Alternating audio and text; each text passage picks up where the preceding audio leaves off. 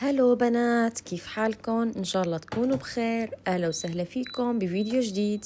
اليوم الفيديو هو جمعتي مع رفقاتي، حبيت اجمعهم عندي واعمل لهم كم أكلة طيبين. وطبعا قبل بنهار كنت كتير عاملة تجهيزات.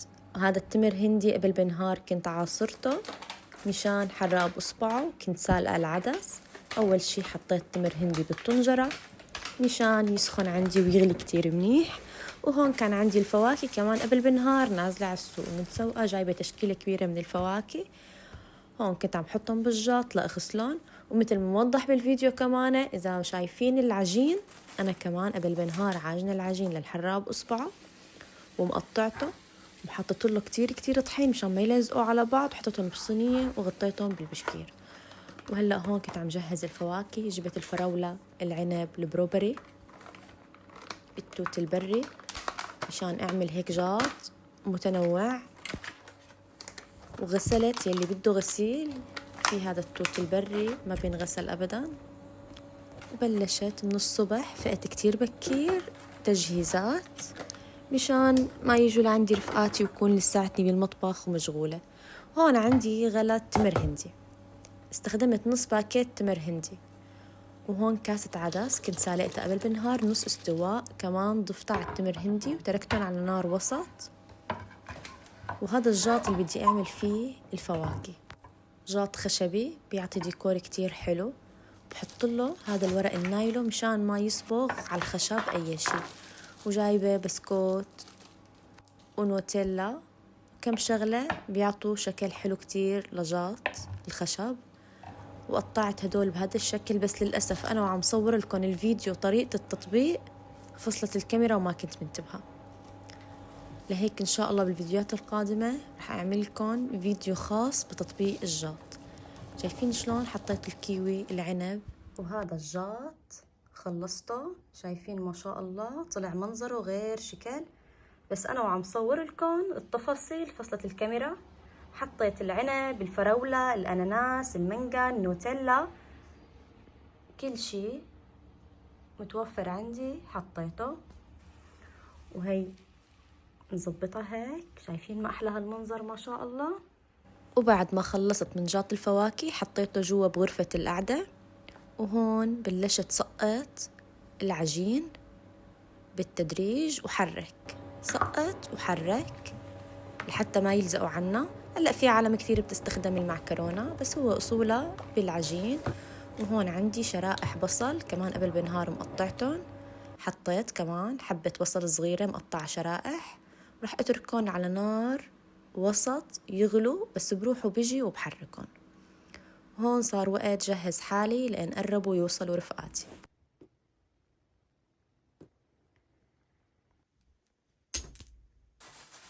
جهزت حالي، زبطت أموري، وكنت هون ساكبة الحراب إصبعه، تركته ليبرد شوي وبلشت زينه بالكزبرة والثوم والخبز المقلي والبصل المقلي. طبعا هدول كلهم قبل بنهار قاليتهم مشان ما يطلع ريحة البيت زيت ويكون عندي جاي ضيوف.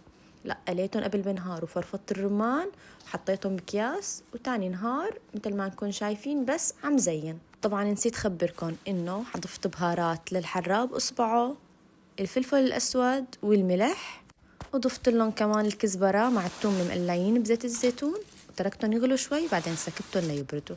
وبعدين بتزينوهم كيف ما بدكم، شو متوفر عنكم بيمشي الحال. بس أنا بحب زينه بالبصل والخبز والرمان أهم شي، الكزبرة والثوم. وهدول عندي جاطات صغيرة هيك عملتهم كمان زينتهم، وهيك صار عندي جاهز الحراب إصبعه. شوفوا ما أحلى هالمنظر. وهون كان عندي رولات مسخن قبل بنهار كمان عاملتهم، دجاج وبصل مقليين بزيت الزيتون والسماق، ولفيتهم وتركتهم على جنب بالبراد. تاني نهار صفيتهم بالصينية وعلى الفرن، وطلعتهم وصفيتهم على لوح خشبي. وهون بلشت زبط الطاولة. أنا بحب بس يكون جاي لعندي حدا حط كل شي على الطاولة مشان ما أقوم وأقعد. على الطاولة التانية حطيت العصائر والمي، وهي الطاولة حطيت الأكلات وجهزت كل شي. وشوفوا لي هالطاولة اللي بتشهي. وهون يا بنات كانت المفاجأة، اجوا رفقاتي وانا تفاجأت انه محتفلين بعيد ميلادي قبل بوقت، جايبين لي كيك وجايبين لي هدايا. عن جد كتير تفاجأت، وكان جوزي مساهم معاهم إنه يفاجئوني بهذا اليوم. ما كنت متوقعة أبدا هذا الشيء، لأن لسه مطول عيد ميلادي، باقي له أسبوع. والله ما قصروا، كتير انبسطنا. وهون بعد ما راحوا البنات صار وقت نرتب الطاولة ونرتب المطبخ، وكان المطبخ حالته حالة. وبدأت بالجلي وبالترتيب وبالتنظيف. أصعب شي بعد ما الواحد يروح الضيف يبلش بالشغل وما في مين يساعده.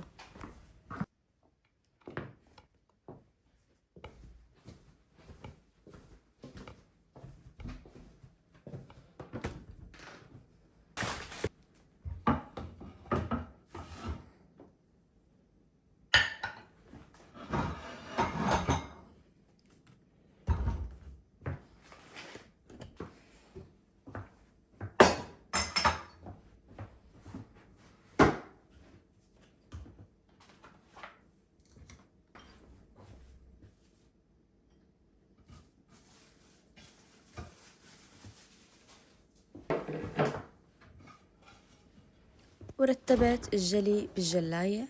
طبعا أنا حاطة قسم قبل ما يوصلوا، وهلأ رح كمل على القسم الثاني حطه، ويلي ما بينحط بالجلاية رح أجليه على إيدي. كتير عندي أزاز ما بقدر حطه بالجلاية، بجليه على إيدي، إن كان فناجين عليهم رسمة ذهبية، أو مقات عليها رسمات، أو صحون عليهم خط ذهبي، هدول ما بقدر حطهم بالجلاية، بضطر اجليهم على ايدي. لهيك حطيت قسم بالجلاية، واللي ما بضمن اني حطه بالجلاية جليته على ايدي، بخاف يروح الرسمة، خصوصا هدول فناجين القهوة التقال المرتبين. هلا هني كاتبين انه حطوهم بالجلاية، بس انا بخاف على اللون الذهبي يروح.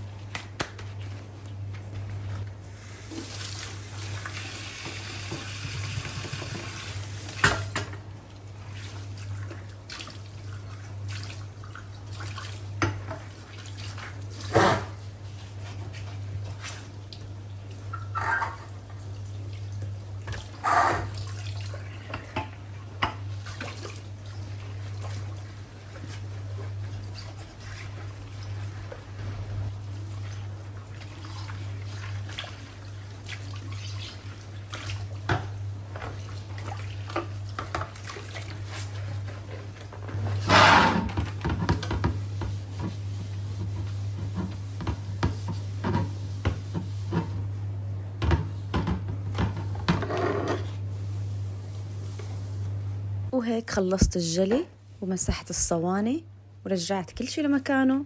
بقي نضب الكيك ونضب الحراق بإصبعه. الكيك حطيته بالصحن وجللته، والكرتونة كبيته أكيد، والحراق بإصبعه كمان حطيته نبجات وسكرت عليه وعلى البراد. وهيك الحمد لله خلصت شغلي. يعني فوت المطبخ ما أخذت معي أكتر من نص ساعة. أنا كتير سريعة بالشغل بالمطبخ.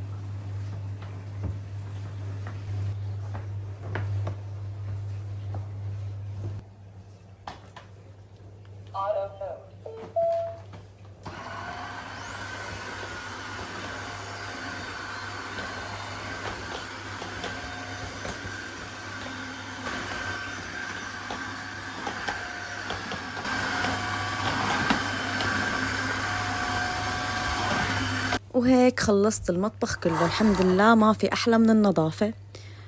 رجعت كل شي لمكانه ومسحت الأرض، وهون عبيت المي تبعي لحتى ننطلق لبرا على الصالون وورجيكم الهدايا اللي جابوا لي إياها رفقاتي. خليكم معي للأخير.